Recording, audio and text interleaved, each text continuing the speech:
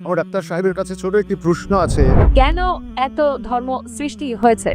মানে এটা খুব হাস্যকর হয়ে যায় না যে ঈশ্বরের মধ্যে প্রতিহিংসা আছে।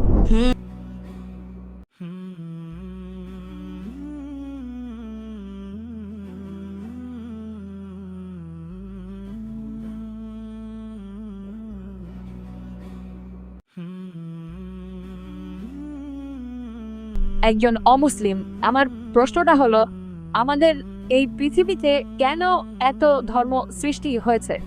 পৃথিবীতে কেন এত বেশি ধর্ম আমাদের বুঝতে হবে। আমাদের স্রষ্টা আল্লাহ সুবহানাহু ওয়া তাআলা পাঠিয়েছেন মাত্র একটা ধর্ম। আল্লাহ পবিত্র কোরআনে বলেছেন সূরা আলে ইমরান অধ্যায় নম্বর 3 আয়াত নম্বর 19, ইন্নাদ দীনা ইনদাল্লাহিল ইসলাম।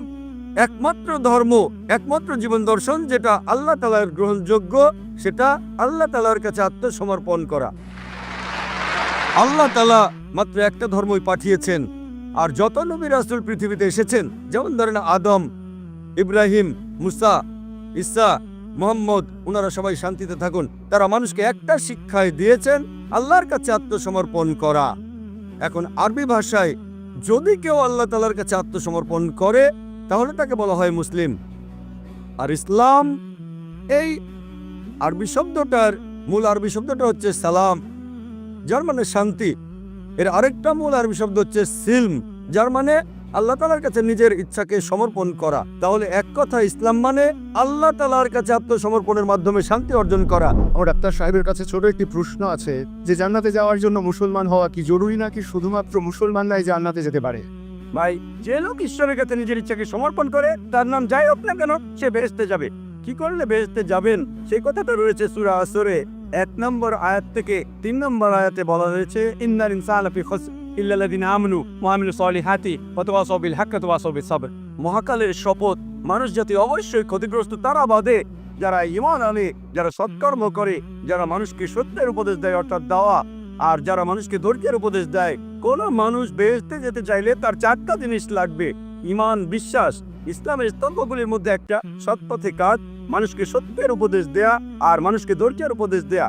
এই 4টা জিনিসের একটাও বাদ গেলে স্বাভাবিক পরিস্থিতিতে আপনি বেহেশতে যেতে পারবেন না। তাহলে বেহেশতে যেতে হলে ঈমান থাকতে হবে।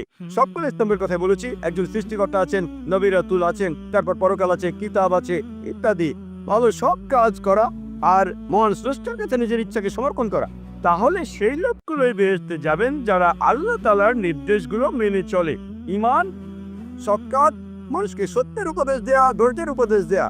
যদি ভালো কাজ করেন, আপনার ঈমান থাকে, মানুষকে সত্যের আর ধৈর্যের উপদেশ দেন, ইনশাআল্লাহ তাহলে সেই লোক বেহেশতে যেতে পারবেন। এক জায়গায় সর্বশক্তিমান ঈশ্বর বলেছেন, তোমরা আমার কোনো প্রতিমা তৈরি করবে না, কারণ আমি তোমাদের প্রভু, খুবই প্রতিহিংসাপরায়ণ। মানে এটা খুব হাস্যকর হয়ে যায় না যে ঈশ্বরের মধ্যে প্রতিহিংসা আছে, অথবা এ ব্যাপারে তিনি ঈর্ষান্বিত হচ্ছেন। আপনি খুব সুন্দর প্রশ্ন করেছেন যে আমি একটা অনুচ্ছেদে বলেছিলাম যেখানে বলা আছে, তোমরা আমার কোনো প্রতিকৃতি তৈরি করবে না যেটা আছে উপরের স্বর্গে, পৃথিবীতে অথবা পৃথিবীর নিচে।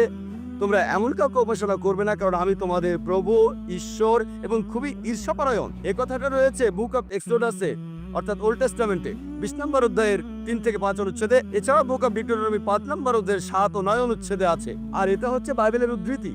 আমি এই কথা বলি না যে বাইবেলের পুরোটা ঈশ্বরের বাণী।